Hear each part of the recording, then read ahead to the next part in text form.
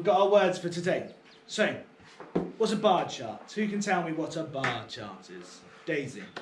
Well, it's a graph with bars to show how you represent something that belongs to somebody or something, or how much things they have. Yeah, so it shows a number or a quantity, doesn't it? And that's shown in a bar. Good girl, nice one. What was a line graph again? We still haven't seen a line graph yet, but how did I describe it yesterday? Madeline? So a line graph is, it's like joined up, so it could, if it was going to go to a bigger number, it would go up, and then, but it would join back down, and it would join up to the next one. So, say it was going down, it would go, there would be a line down, yeah, and so on. So yeah, our line graph will look something like this. So it starts in, it goes across, and it goes down, and go up, and then it goes down. It's quite hard to draw when the board's not so good. But yeah, it's a continuous line. It has dots, and it was a continuous line that continues through those dots. It shows you a line as you go along. Compare. What did we say was compare yesterday? Leo? And like, put two numbers together to make it the same number? Not quite putting them together. It is about two numbers, but it doesn't have to be two. It could be more than two numbers when we're comparing them. Robin? Kind of like if you had a really big, like say 3,995 and you had 54. Compare would be finding the difference between two things. Yep, could be finding the difference between them, could be finding which one's the biggest, which one's the smallest, and so on. We can do that in our bar charts and line graphs as well though, can't we? Because in a bar chart we compare, because we can compare to see which one's got the most of something, or which one's the least, or how many of certain things there were. So there's lots of different ones as well. All together, I think this is the one you were trying to say, Leo. I'm going to come back to you. What was all together again? Like the answer? Yeah, the answer when we've...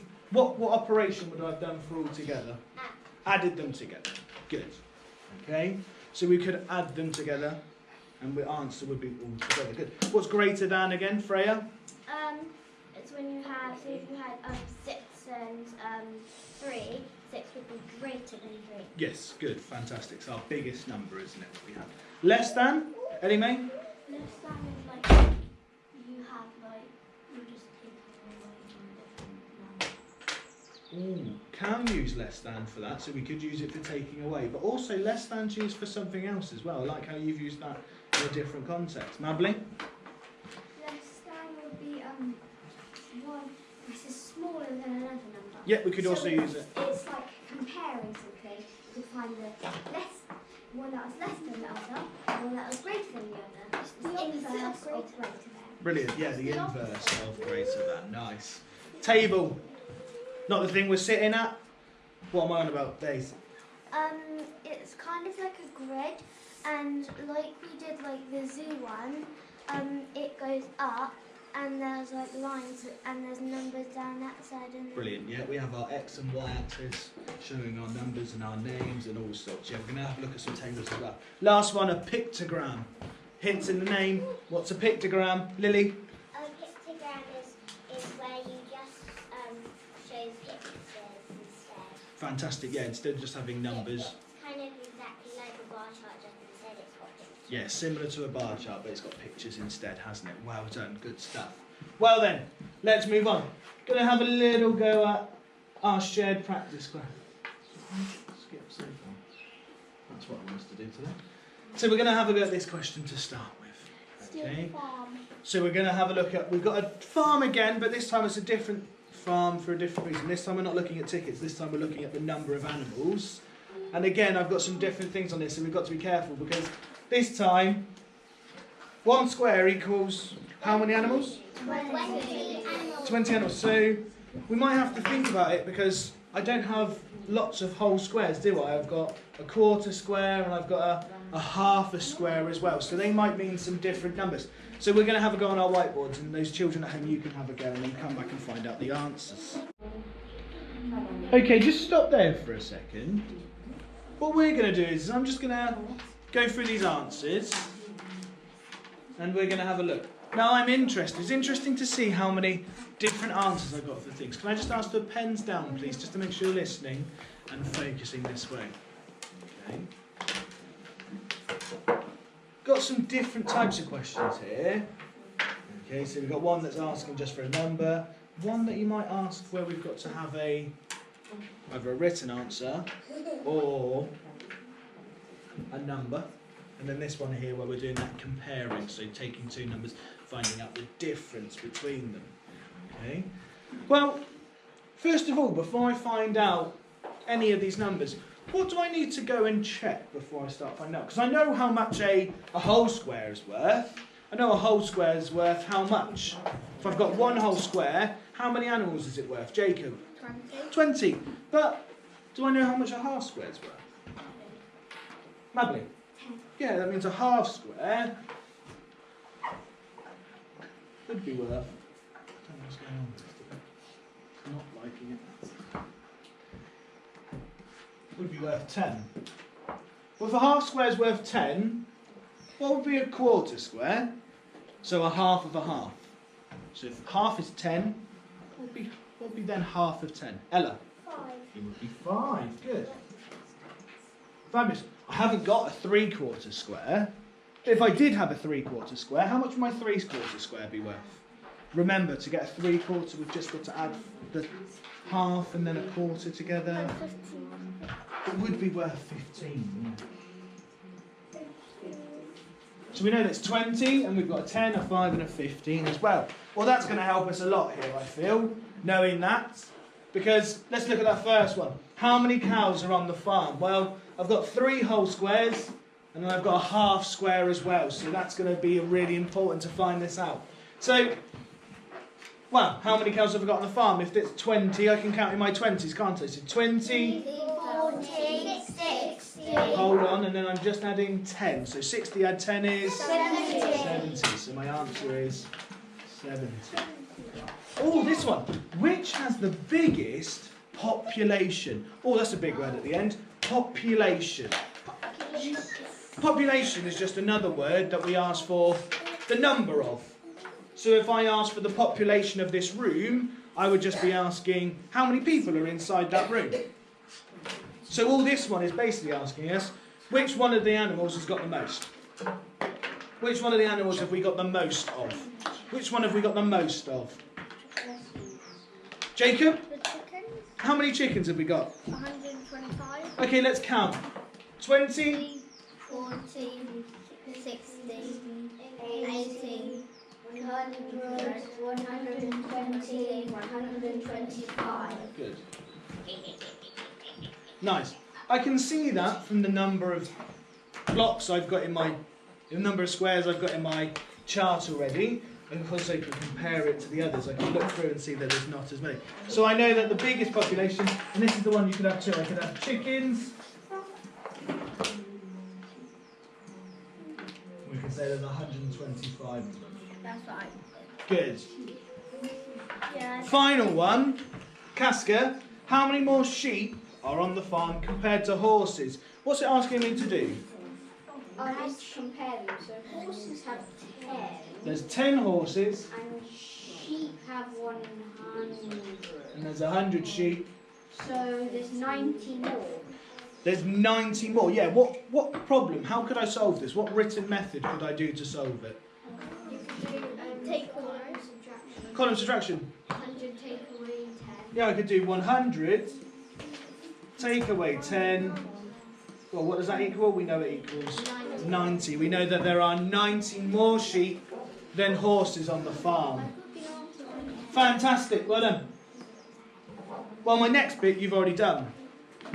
Because I was just asking from the last one, could you tell me how much 1 square was, half a square was, quarter, and 3/4 square was what we did on the last one. So I'm going to skip through that. Those children at home, please still have a go.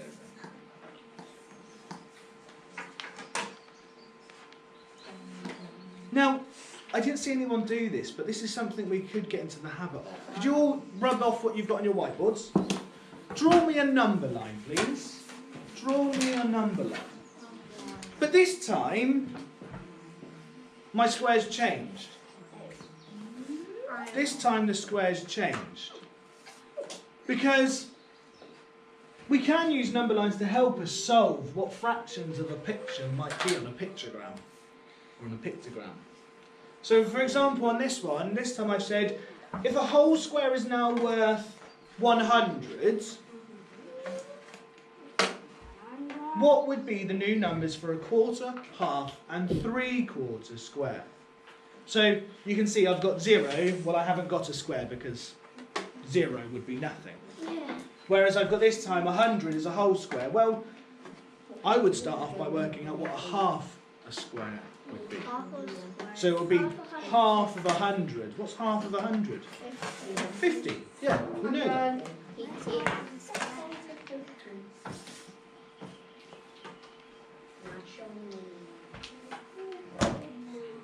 Well, if I know what half of half is, if I know what half of 100 is, surely I know what a quarter square would be. What would be half of 50, Leo? 15. Not quite 15. 25. Good boy.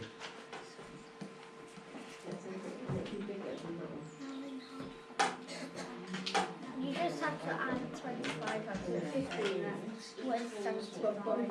Well, to work out the last one, what have I got to do, Jacob? What to work out the 3/4? What have I got to do? Add 50 and 25. Yeah, I've just got to add my half and quarter together to get And it, that's 75. which would be 70. Would be 75.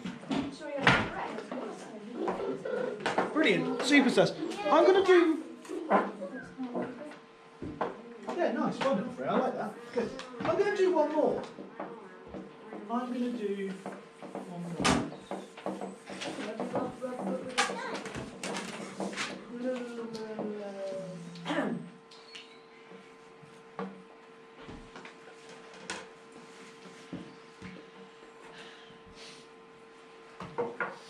Okay, what I'm going to do this time is underneath I'm going to write a different number actually. This time I'm going to write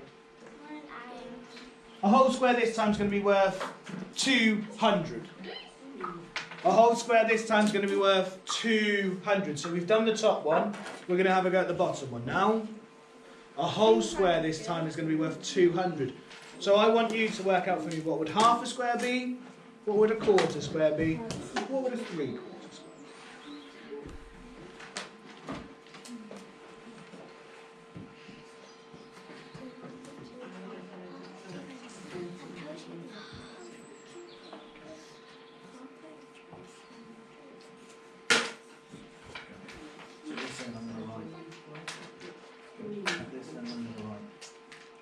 What's half of 200? Oh, is that half? That shows halfway along my number line there. Halfway. Done. Thank you. What was half of 100? What do I want to do to make this number? Those numbers together, don't we? Who can help me this time then? Who can help me? Oh, you've written 510. Start off then. I want half. Always find a half first. Ella. 100. Yeah, nice one. Well, what would be a quarter then? Casca, what would be a quarter? 50. 50, yeah, because half of 100 is 50. 50. Good. Well, what have I got to do to find out 3/4? Lily? You add them together and that's 150. I add them together and that's 150. Yeah. Good stuff.